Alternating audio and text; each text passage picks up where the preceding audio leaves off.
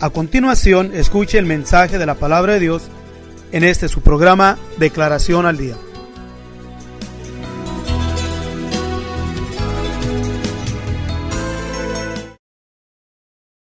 Una vez más, mis hermanos, le damos honra y gloria a nuestro Dios por darnos de nuevo esta oportunidad de presentarnos ante ustedes a través de esta su programación.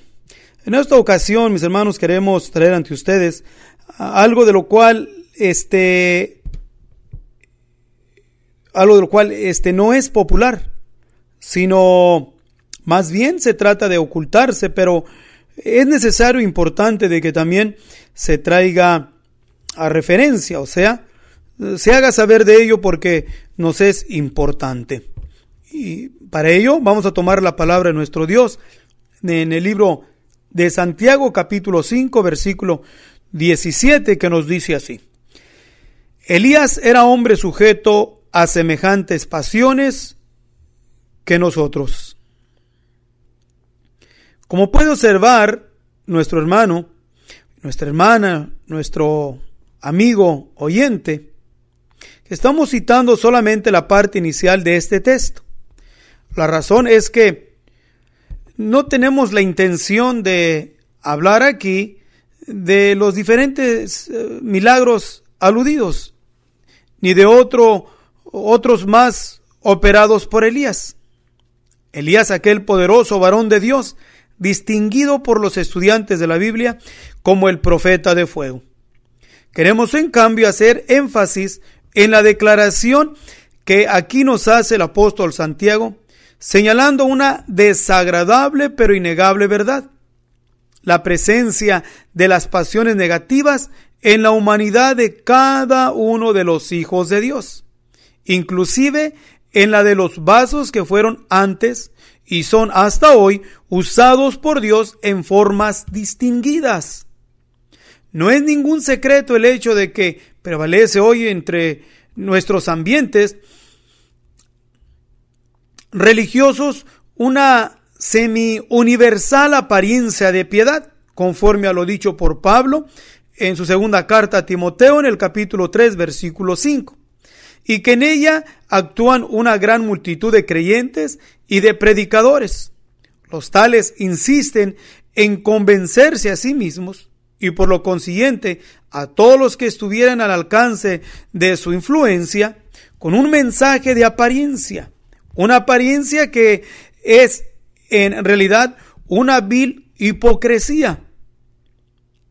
La torcida pero común interpretación bíblica que usan es el que el pecador, después de haber creído en el Señor Jesucristo, después de haber sido bautizado en su maravilloso nombre y de haber recibido el don del Espíritu Santo, aún hablando en nuevas lenguas, ha quedado inmune a las pasiones pecaminosas.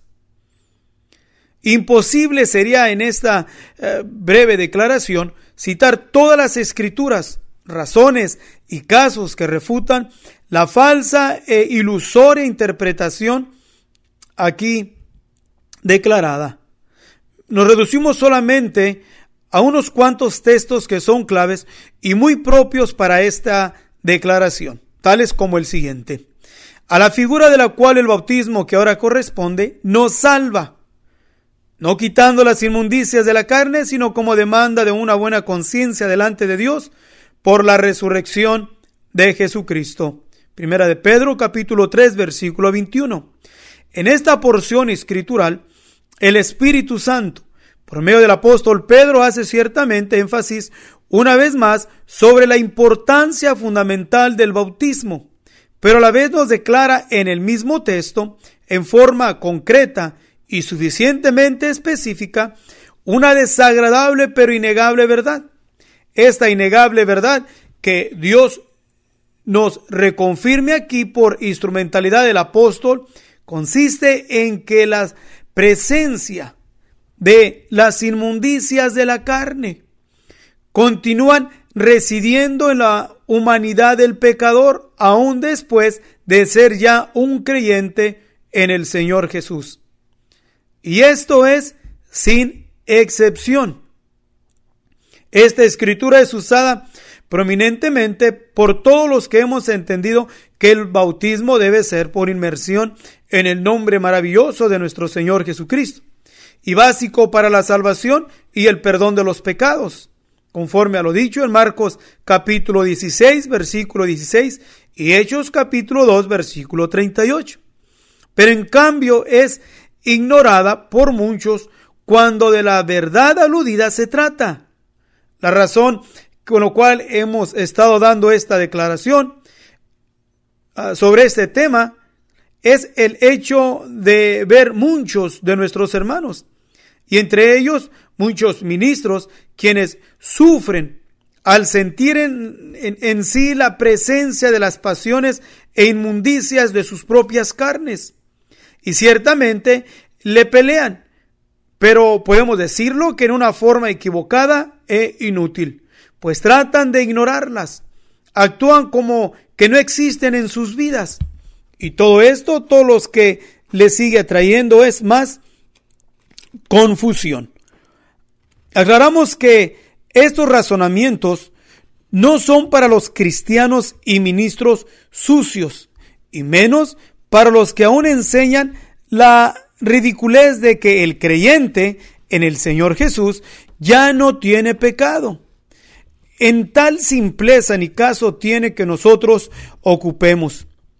Lo que aquí declaramos es para los cristianos fieles y sinceros, quienes en sus anhelos intensos de servir y agradar al Señor sufren porque miran que no pueden ser lo que como hijos de Dios quisieran.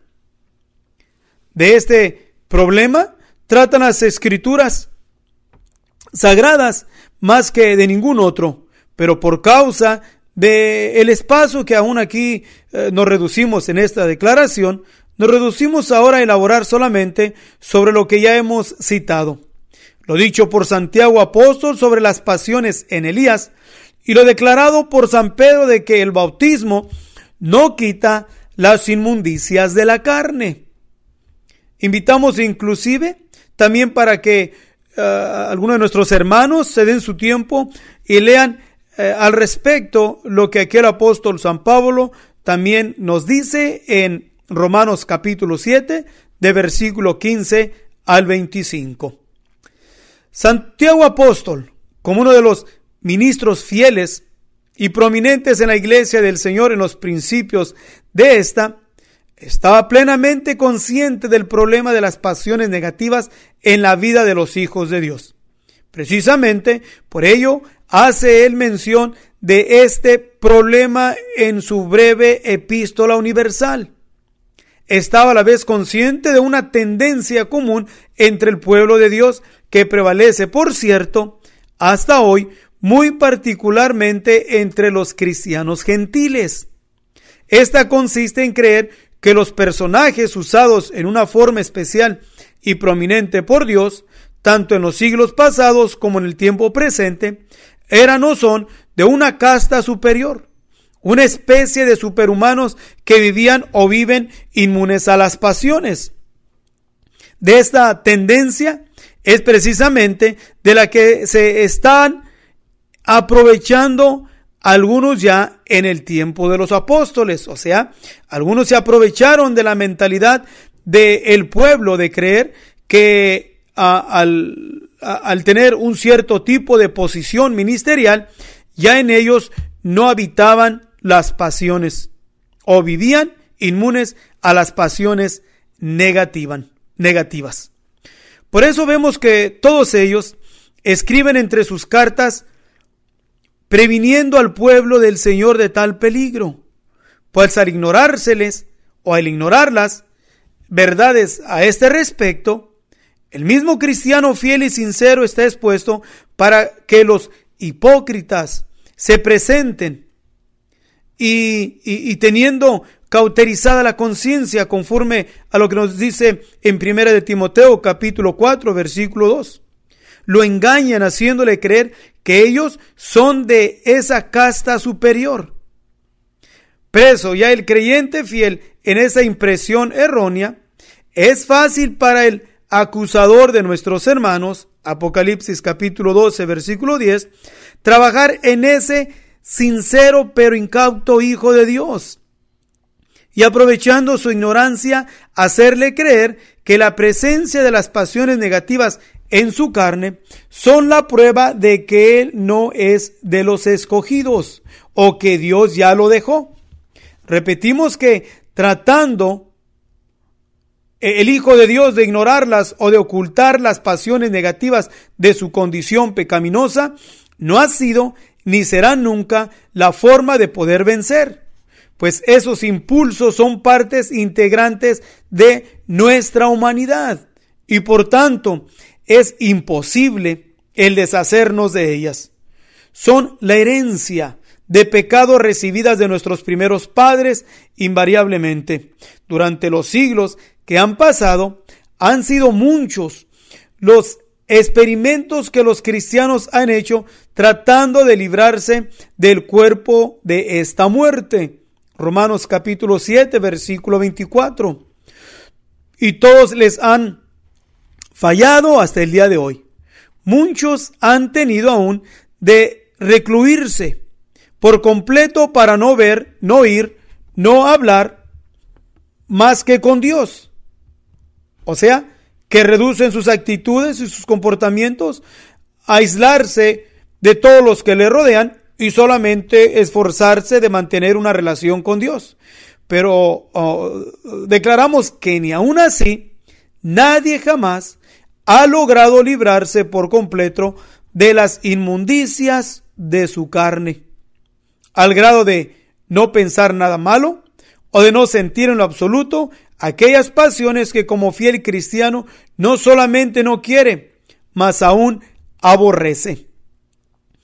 La innegable realidad es que no solamente Elías, sino también Abraham, Moisés, Samuel, David, Isaías, Daniel, Pedro, Pablo, Juan, eran hombres sujetos a semejantes pasiones que nosotros.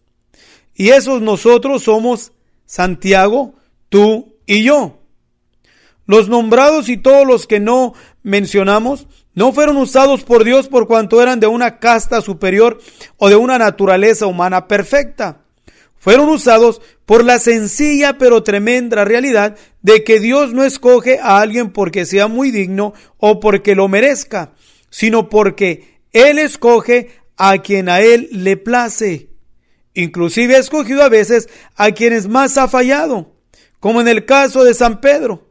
Por eso dice la Escritura en Romanos capítulo 9, versículo 21, a Jacob amé y a Esaú aborrecí, aún antes de nacer.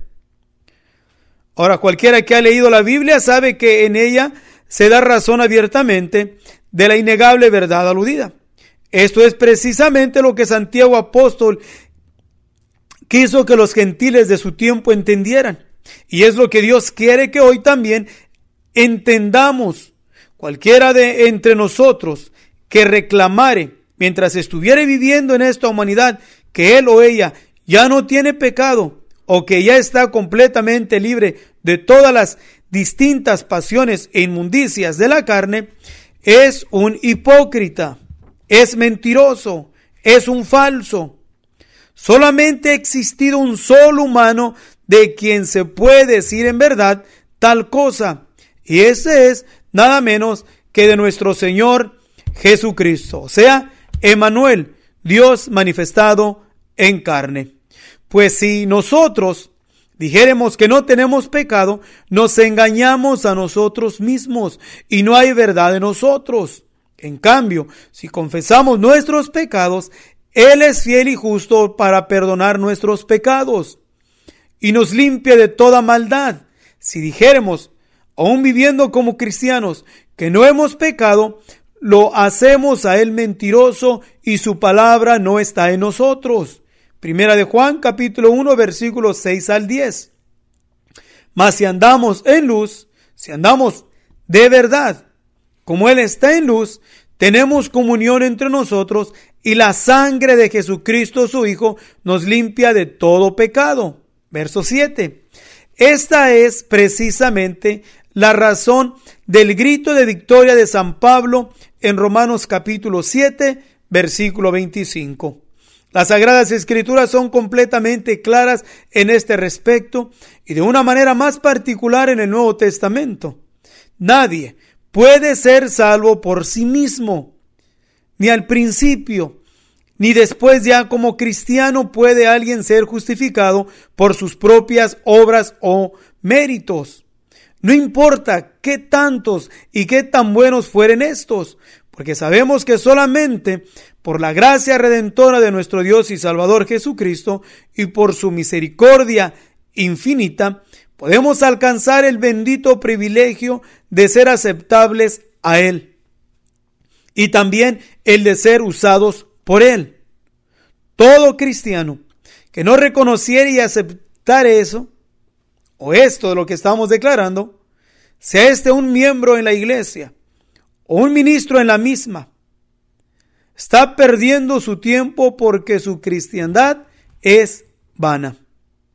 Hemos señalado que las pasiones negativas seguirán siendo una inevitable realidad en la vida de todo fiel hijo de Dios y que tiene que aceptar el hecho, aún podemos decirlo feo y desagradable, de que va a sufrirlas mientras viviere. Mas hemos señalado también con la palabra de Dios, aunque en forma lacónica, como puede hacerle frente legítimamente para tener buena conciencia.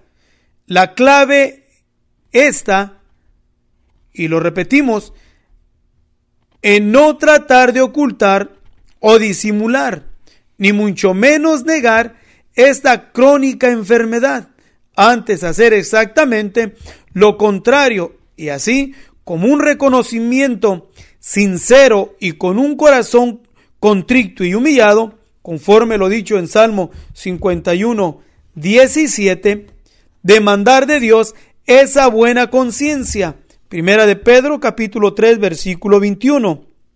Y creer que por su gracia podemos ser vencedores a cada día. He insistido aquí en nombrar las pasiones negativas por razón de que es precisamente en su forma negativa en las que estas hacen sufrir al fiel Hijo de Dios.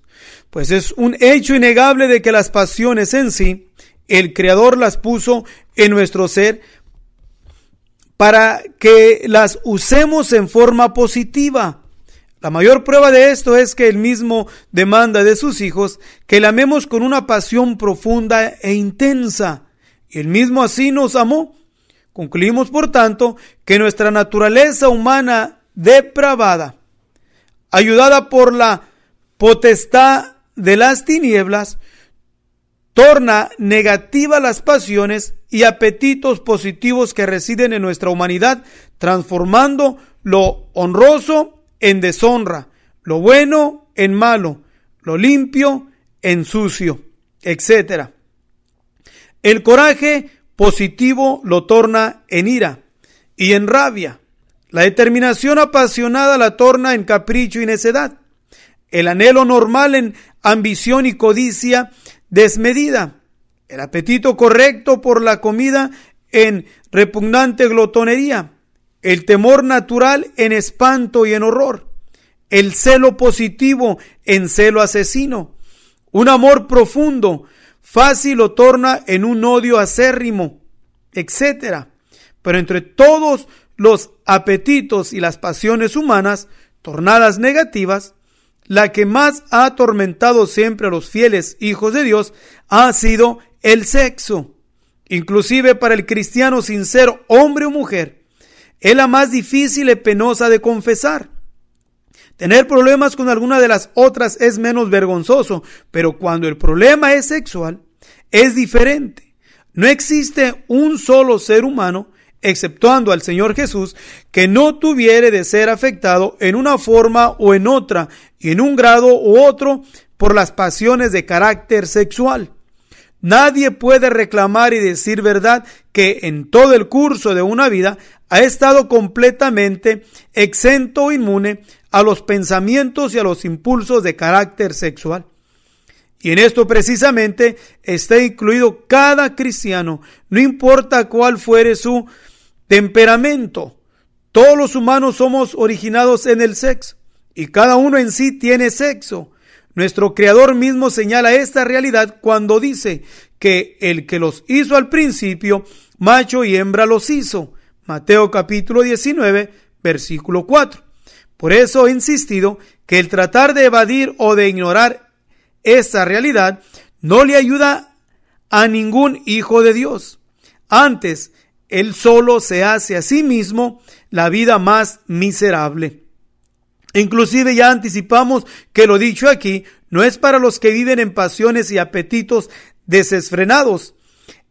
Estas declaraciones van dirigidas por inspiración de nuestro Dios para nuestros hermanos en la fe que temen y sirven al Señor y que les importa agradarlo.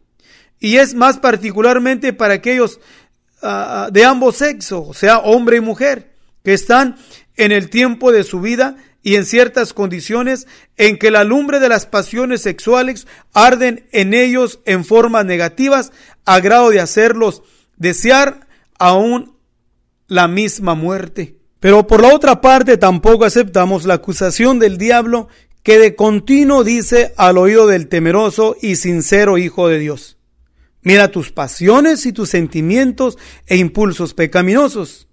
Mira que no te puedes librar de ellos. Y eso es la prueba de que ya Dios te dejó, de que ya no tienes parte con Él. No pierdas el tiempo tratando de negar ante Satanás la realidad de que las inmundicias de la carne moran en ti, así como moran en mí. Deja que eso lo hagan los hipócritas.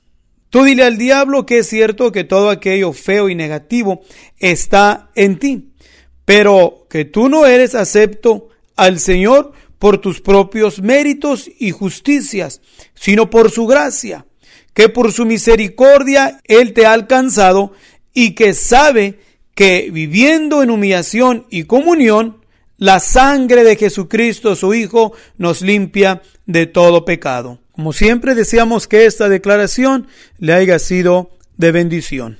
Dios le bendiga.